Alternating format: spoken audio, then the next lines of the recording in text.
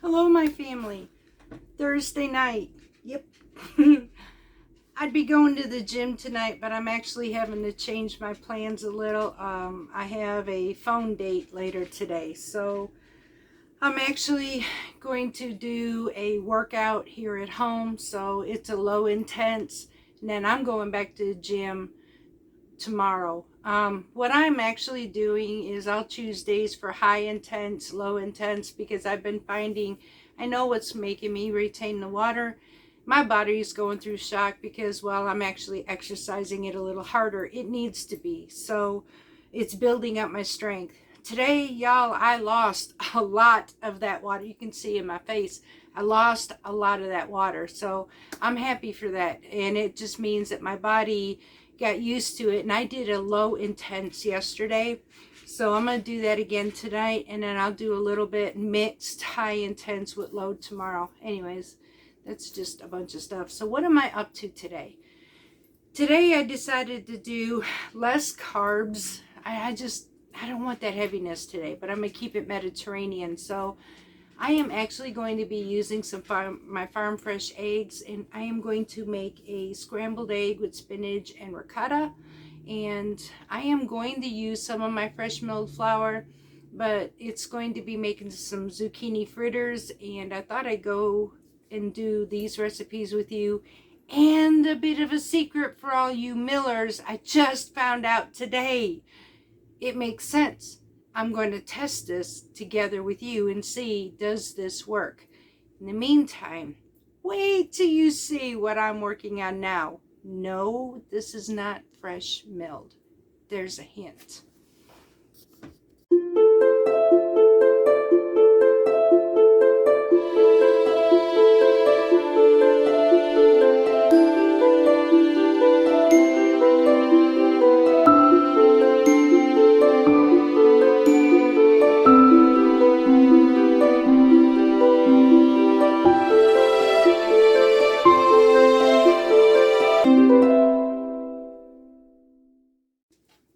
Okay, y'all, so I gotta show you what I'm working on.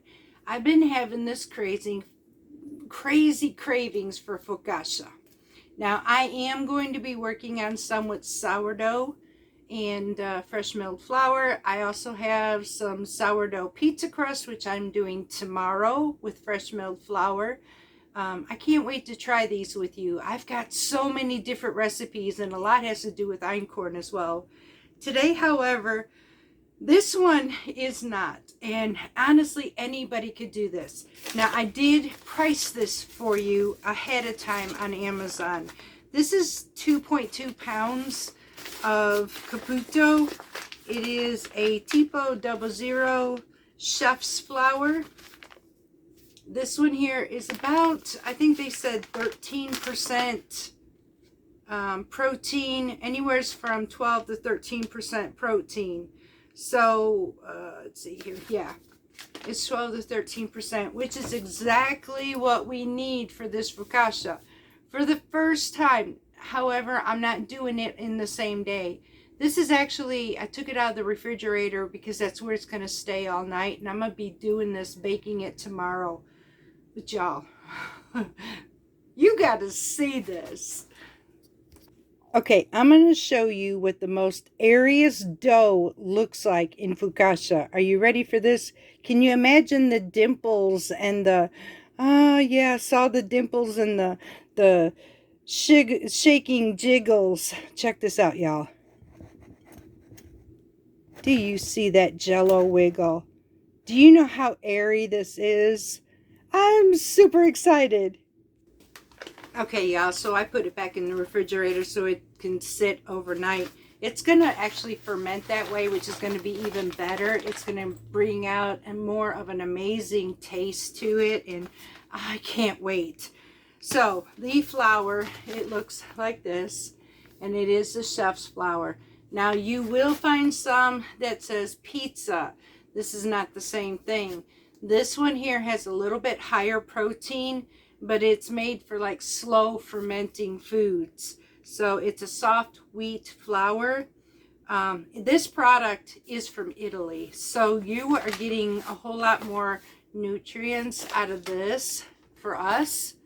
And although, let's just say, Italy would say this is not the best nutrient or healthy flour, their flour, this is like our all-purpose flour. But to us, there's still more in this than what we even have. So I will be eating that sparingly. I am going to be eating more of my own fresh milled. My next goal is, if I can conquer some of this bread, I am going to attempt to make a sourdough focaccia out of einkorn.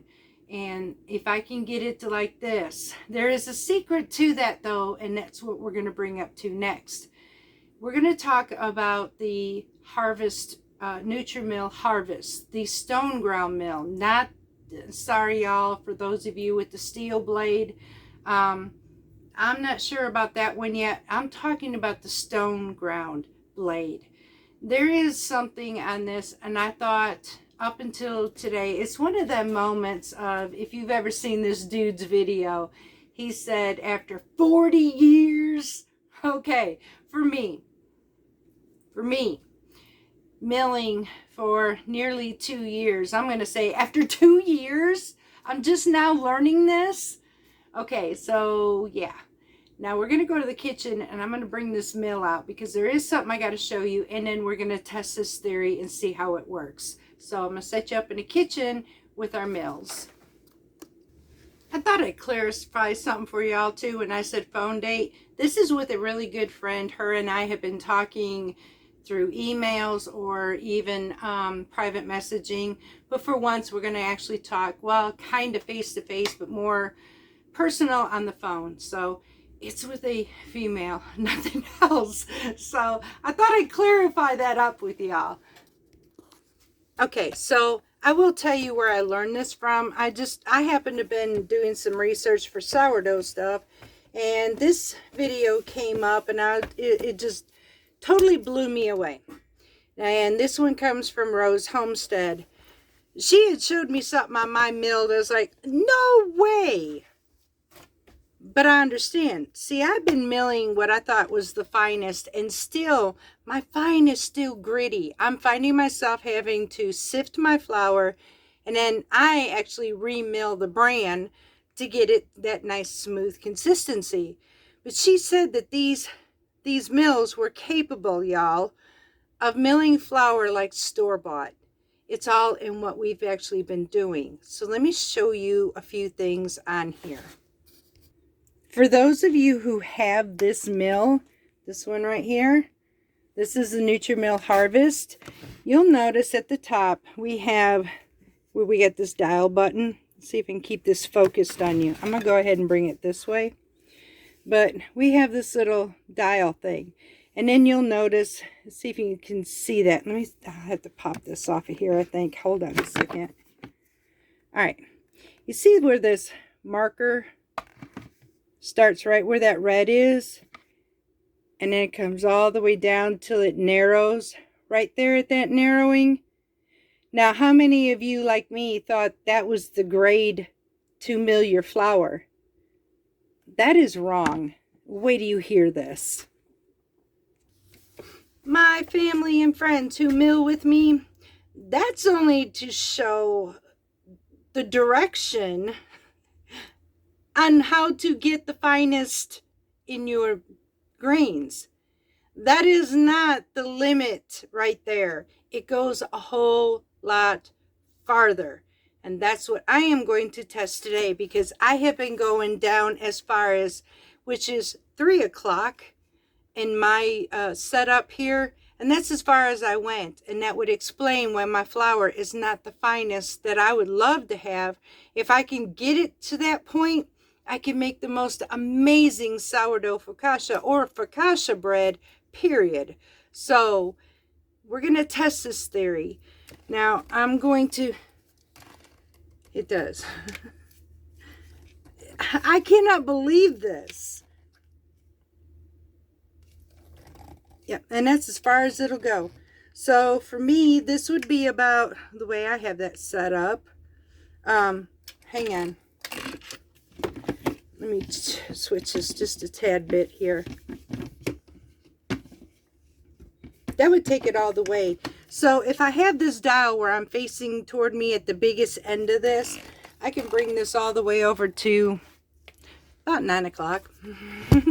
Jeez. So we're going to test this, y'all, and see how this works. And I'm going to show you the same thing she showed me on the flour consistency. Right now, I'm going to show you what I thought was the max. This was really important, I found. You're not going to find a whole lot of this just yet until more of us start sharing it when we start seeing each other's videos. So, yeah, I'm going to catch on to this with the rest of you all too, in case you don't see what I do. So we're going to test this out and see how well this works. Okay, so currently this is to where I thought it ended at that midpoint. It's kind of still gritty. I just can never get that smooth texture. Although it makes the most amazing bread, it's just really light like this, y'all. And it makes good flour, but it's still just not nice. I mean, this is great for biscuits and whatever. And I've made bread. It works. But like I said, I've had to sift this and I've had to remill the brand. So let me see what it does with what we just learned. And I will come back and let you know. Okay, y'all. So I'm going to do a comparison test with you right here like this. So you can see up close and personal. Now, this is the first set of my milling. You see how this is? It doesn't really... You know, if you went by regular flour and that, it just doesn't hold like a regular flour does. Although it is nice and it is a nice flour, but it's still kind of gritty. Now that's for me taking it only to the peak of that dial. I wasn't going no further. Well, I went a little further as it was shown to me, and let me show you the difference. Now, to look at them side by side, I don't know if you can actually see it. I can, because I can see the difference between the more coarser grains of bran to this. Doesn't seem to be that way, but let me show you this. Y'all, can you see already what's going on here? This, oh my gosh, this is like store-bought. This is like store-bought flour. Look at this. You know that's going to be a game changer in all of my bread stuff, y'all. This is absolutely amazing. And honestly, I do not have to sift any of this. I don't have to remill my bran. Not like on this one. Look here. See, it doesn't... You seen what the other one did. This just, it's lightweight, it's floury, but it's not fine like this. This is absolutely amazing. Now, I will tell you what it did a little bit, and we'll be right back. Okay, y'all, so I've renamed my stuff. So the first round I did it for breading, like I'm going to use tonight for zucchini fritters. This, however, is used towards bread, such as homemade flour tortillas. Man, this is going to be a game changer in my tortillas. I can even feel the difference in the bag. So this is going to change my flour tortillas, or my flatbreads, or my pita breads. Can you imagine my pita breads? Y'all, this is going to be a game changer. All right, now to give you my experience. You will, at this point, your milling will slow down, as it should be. I mean, it's going to grind it a little finer. So it's going to slow down some. Now, it did heat up my stones, I will say that, but it never heated it enough to cake it. And I don't know if it's because occasionally I played with the dial a little bit or not. And the reason for it is, if it became super slow, I made sure that I shifted the berries around too, so that it goes down into the chute. But I also changed the grade just a tad bit to get some of those berries down in there to keep it from caking, and kind of loosen it a little bit just to keep that flow going. But all in all, I did about 2 cups, and it took me maybe, I don't know, 5-7 minutes at the most to mill all of it. So y'all, now that I use soft white wheat in that one, and I will find things that I can use for soft white wheat. Tortillas is one of them. So, but this is going to go for all of my grains. When I do my hard white wheats, that's going to make a game changer in all of my breads. And that I'm going to assume is going to make the best focaccia. Yeah, I'm excited now. I cannot wait to keep doing this. So we're going to see how bread works with this new method. I learned that it can be possible to go a whole lot finer. And for once, there's a step I don't have to do anymore, and that's sift my flour and remill the bran. Now, it says basically don't remill your flour, and I can understand that. But this bran was pretty, I don't know, it was pretty flaky. So when I milled it, it actually milled it some more. So I don't have to do that step no more, because this just took that bran and mixed it with that flour so beautifully. So for any of you that have the same mill I do, I hope I just helped you like Rose Homestead just helped me. So I'm passing on the wealth, y'all, because this is really amazing. Remember though, your stones will get hot, so kind of adjust it a little bit to keep that thing flowing without it caking. If it cakes, here's what I have learned. First of all, let it cool absolutely down. Do not try to mess with those stones. Let it cool off completely. After it is completely cooled off, take the stones apart and let them just chill out. And afterwards, take a brush like this and brush your stones and see if it will come off of there. If not, mill some white rice and it will help break up all of that. And you don't have to do a super fine on the white rice. A good coarse, however, just enough for the stones to come together against that rice to break it up. But again, you want those stones chilled. You do not want it hot. So, and it will come right back to the way it needs to normally, just as it should. So I had it cake once on me, but that's the reason why I adjust the stones sometimes. Just a slight bit does a whole lot. So it works, y'all. It absolutely works. Okay, y'all. So here is how we are going to make our zucchini fritters. Now we're going to need 2 cups of shredded zucchini. Y'all, I lost it there. Hang on, I get you.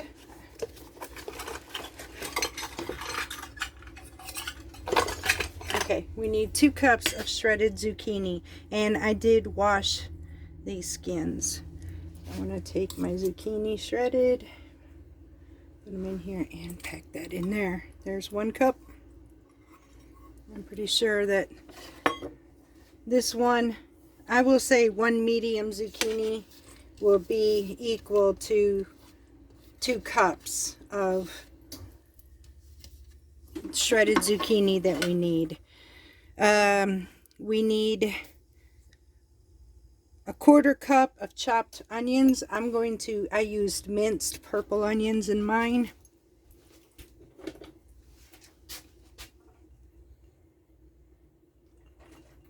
And there we go.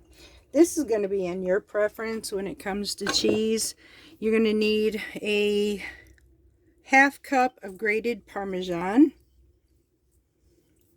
and a 1/2 cup of grated mozzarella. Now I'm gonna eyeball wink wink my mozzarella in here, so that's a 1/2 cup, y'all.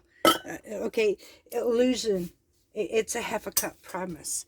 So now we're going to add a 1/2 cup of flour. Now I am going to be using that fresh milled flour, and let's see, 1/2 cup of that.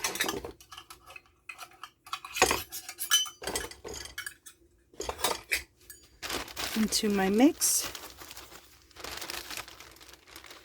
And this is the one where the bran is a little bit more grittier. This is perfect for something like this. And now I'm going to take 2 eggs and we're going to beat these eggs.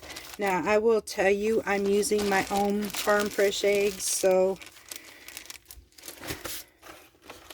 there's that. Okay, so I'm going to set this aside and I'm going to get a dish and beat 2 of these eggs, y'all, and we shall be right back. All right, y'all, so now we're going to take our eggs and we're going to add it in our mix. And then we're going to mix all this up. Now I'm going to give it a few minutes because this is fresh milled flour, so I'm going to give it enough time to absorb all this liquid in here.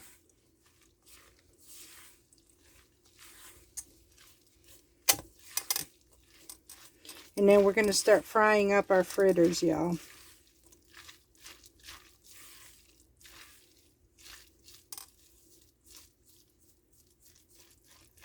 Oh yeah. Alright, so I'm going to give this a few minutes to absorb the liquids. It'll thicken up our batter some, and then we're going to get ready to fry these up. And I am going to be frying mine up in tallow. Okay, y'all, so while that's sitting and absorbing, I am heating up my cast iron skillet, and we are actually going to be using some of this beef tallow. We recently found a place where we can finally get this tallow, and we have a meat market that we're going to go visit very soon and see if we can get some of that beef fat and render our own beef tallow. If we can do that, I will definitely be doing a video on that. In the meantime, we have a meat deli market that had beef tallow, so we purchased some of that.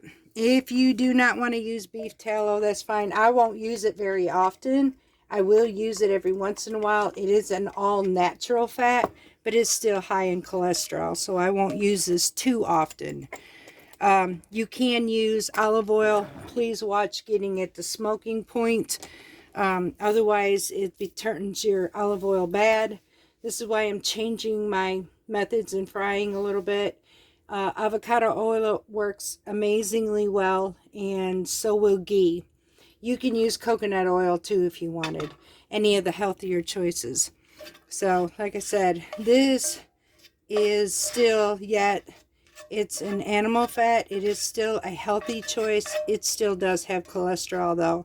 But we are starting to use tallow a little more. We do not fry that often, so that's why we went and got some of this. Now I'm going to let this be ready. By the time this is ready, I should be able to fry up some of my fritters.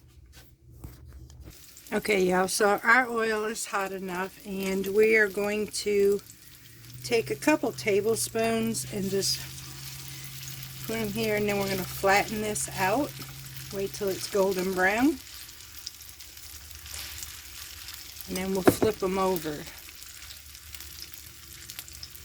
So now we wait till this is golden brown, and we'll be right back. Okay, y'all, so this is the golden brown on both sides that we are looking for. We're going to go ahead and continue off the rest of these fritters, and in between cooking them, I'm going to go ahead and taste one with you. Try this and see what it tastes like. Alright, y'all, I like to taste these with you. This way you'll know if it's yay or nay. Trust me, if there's something I don't like, you will know immediately. So I've never tried this before. And like I said, I'm having this with some spinach and ricotta scrambled eggs tonight. It's a lower carb, yes. Some of my fresh milled flour's in there. I'm not going to eat all these, so by the time you break it down, I'm really not getting much carbs on this. I just want to be able to give my body a break, because tomorrow I'm having pizza. I'm just saying. But it will be fresh milled. So, bon appetit. We're going to try this.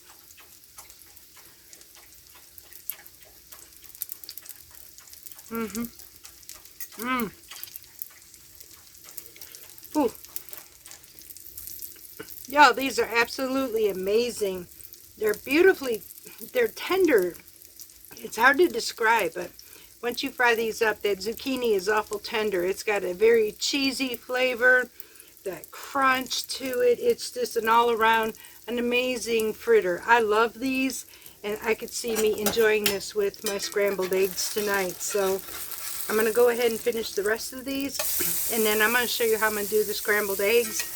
And that will be it, y'all. I guess I'm having breakfast for supper tonight.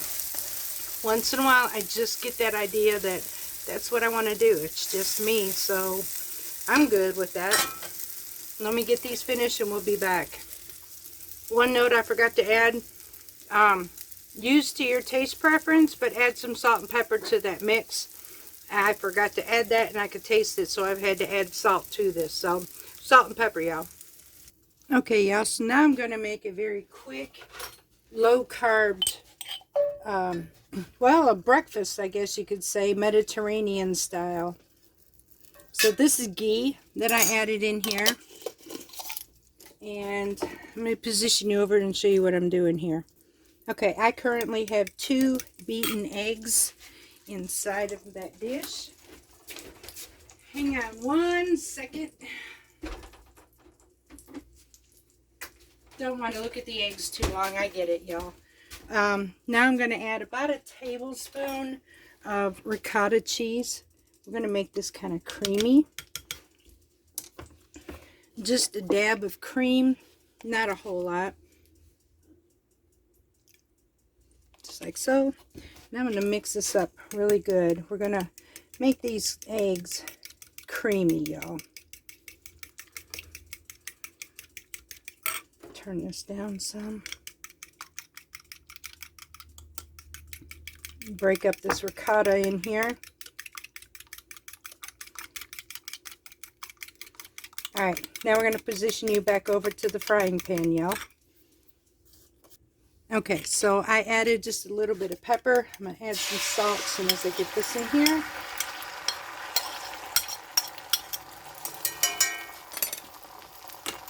Get all my egg mix, my creamy mix out of my bowl.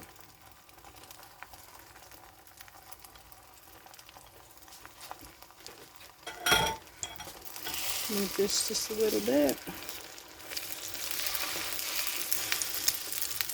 Okay, so as this cooks down just a slightly bit more,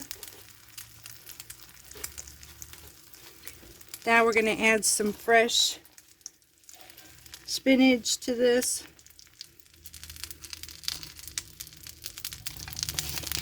And y'all, if you have spring mix like I do, you're going to find that there's more spinach in your spring mix. I didn't buy the spinach. I just took it out of that mix, y'all, because there's more spinach in it. So this worked out perfect. I didn't have to go buy any while I'm waiting for mine to sprout up in my garden. Now we're just going to mix this all together, y'all, and that's going to be it. That's all this one is. Now we're going to have this with the fritters. We'll come back when our dish is plated up. And there we have it, y'all. That is our scrambled eggs with our spinach. This is on a little dessert plate, so you can see the portion size of it.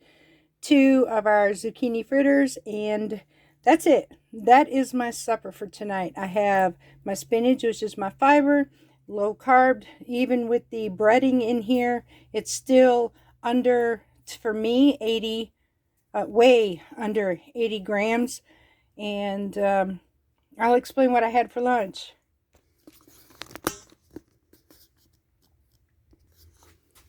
Sorry about that, y'all. I had a mix up for a minute. Okay, so for lunch, I actually had what was called a club sandwich, but without bread. Mine was made actually with lettuce. I had a little bit of mayonnaise on it. I had a slice of Swiss cheese, some low-fat turkey, turkey breast meat, and some of the microgreens. And so that's what I had for lunch, and now I'm having this for dinner. And amazingly, I'm staying full for some reason. So, and if I need to, and if I have to have a snack later, I have some blueberries and some, oh yes, it's on the tip of my tongue, y'all. I know, yogurt, Greek yogurt. And then I have my Dorito-based chickpeas. So that's it, y'all. I'm being more conscious of what I'm doing because I value my body more. Now I am going to feed these guys because I have some pizza crust to do tomorrow, and I may go ahead and show you how to do this as well with fresh milled flour. So, oh, that smells so good. So I have 2 of them going from this mother right here. So this was discard that I'm using to use for baking baking with. So it's time to feed them, get these ready for tomorrow, and I'm fixing to go eat, y'all. I hope you enjoyed this. I will put the fritter recipe in the description box below for you. The eggs are pretty simple. Y'all pretty much know that one. So, if you like this channel, please, please, please hit that like button. I know I normally don't beg, but it keeps me going in the algorithm. You really have no idea what just hitting that like button, you don't really have to comment, although it helps. But if you hit that like button, it really, really helps. And then if you want to, subscribe to this channel. I love y'all. Until next time, much love from Parton's Mediterranean Home.